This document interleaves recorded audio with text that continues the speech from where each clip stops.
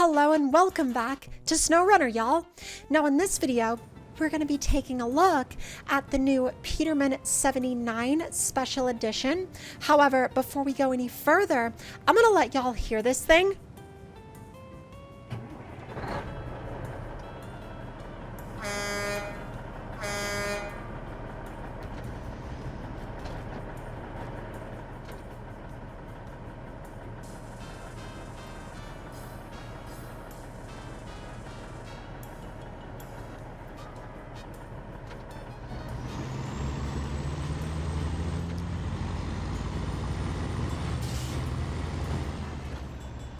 And honestly, in terms of semi-truck mods, this has one of the most authentic sounding, I think, exhaust sounds and also turbo whistle sounds that I've seen in the game in a while. And of course, while we're at it, I'm going to go ahead and throw the most powerful engine in it as well. Now, of course, if you want to use this thing in a much more kind of vanilla style gameplay balance, you can totally go that route. However, I'm gonna go ahead and warn y'all right off the bat, this thing does not necessarily have super over-the-top overpowered tire grip. So even if you do end up going for the max power engine, you're still not necessarily going to be shredding through every single swamp. However, of course, with that being said, if you do enjoy a truck that looks really, really good and it's got that really classic style and vibe, and you also want it to be able to sort of coexist with other vanilla trucks or with other kind of vanilla style or vanilla-ish gameplay balanced trucks, this is going to be a really good option for that. And another thing that is honestly so incredibly cool about this truck is how you actually have an adjustable, you essentially can move the trailer saddle back and forth. Now, of course, you only have two fixed positions, but it's still a really neat feature.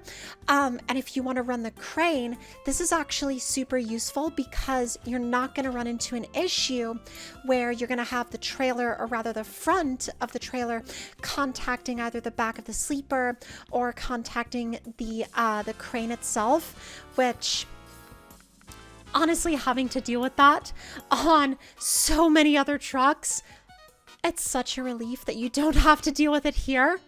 And as you go through the mod, it doesn't necessarily have the world's deepest customization, but you also kind of realize that it doesn't necessarily have to, if that makes any sense. And kind of what I'm, I guess, trying to explain with that is that it comes with a lot of options that are really, really good. And even if you might not have quite as many specific options as some of the other trucks on the mod browser, the options that you do have are all really, really well put together, really well thought out, and also just really well dialed in. Also, completely random side note, but I've been getting some questions in the comments about this lately, so I may as well go ahead and address it here. The song that y'all have been hearing in the background of these videos is actually linked in the description down below. Now, just as a rule of thumb, if you ever hear music in my videos, you can always find it in my description. So once again, if you ever hear any songs or you ever hear any just background music or whatever in the backgrounds of my videos, you can always find that information in the description down below. So I always make sure to get that information out there because I know from personal experience how frustrating it can be to hear a background song that you either like or you want to use and then it's not even linked. Another thing that I really want to touch on with this truck is how good some of these retro-inspired paint colors are. I really like the way a lot of these look on the truck itself, and once you take it out of the garage, they actually look even better. So do keep that in mind if you're going through some of these colors and you're just not sure which one to go with, like I was, because as I was going through these options, I was like, so there's definitely a problem here. And the problem is that they kind of all look really good. And then once you have your truck all put together the way you want it, then you can actually take it out and drive it and use it.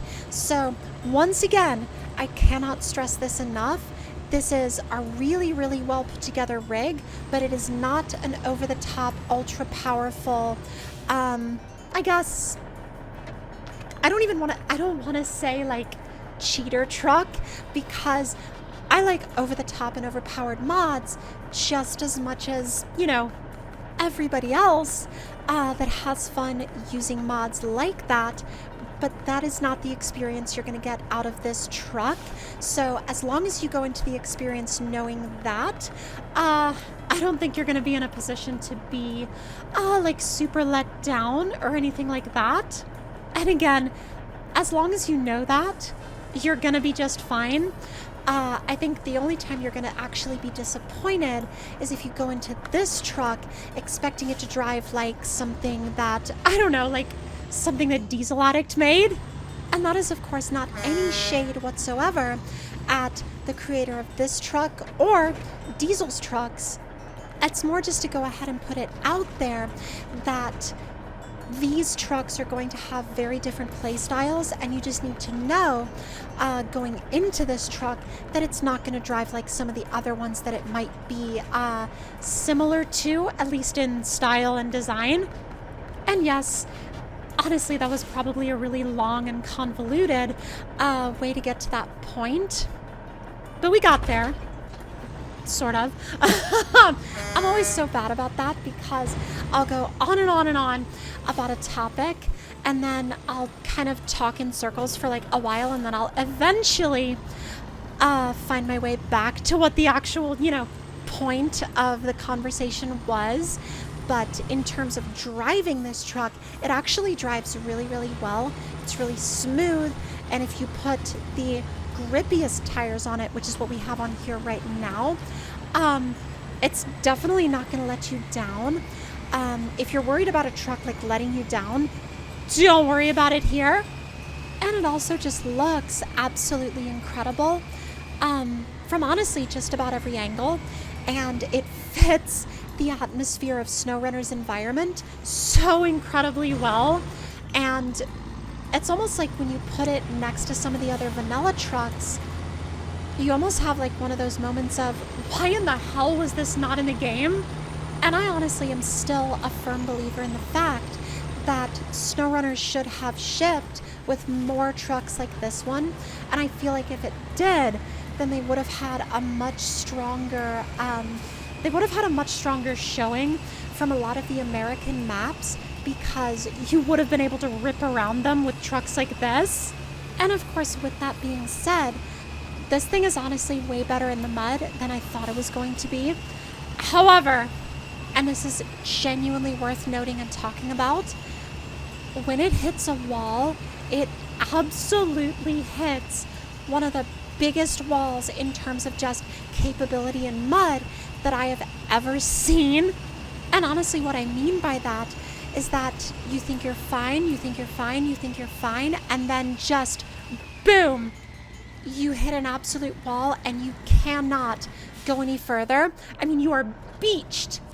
And really your only option in a scenario like that is just to back up.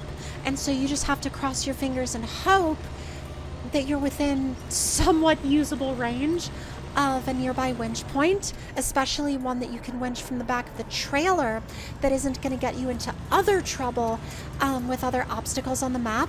So there's definitely some considerations you'll have to have when you're driving it, especially if there's deeper mud on the map that you're on.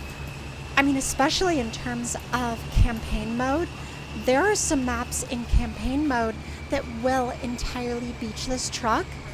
And of course, with any of these test videos that we do, I always like to make the final test something that has to do with the bridge jump. And if I can kind of, I don't know, if I can incorporate it into just about any section of the video, I'm going to try my best to do that. And this thing was absolutely no exception. It also did really, really well.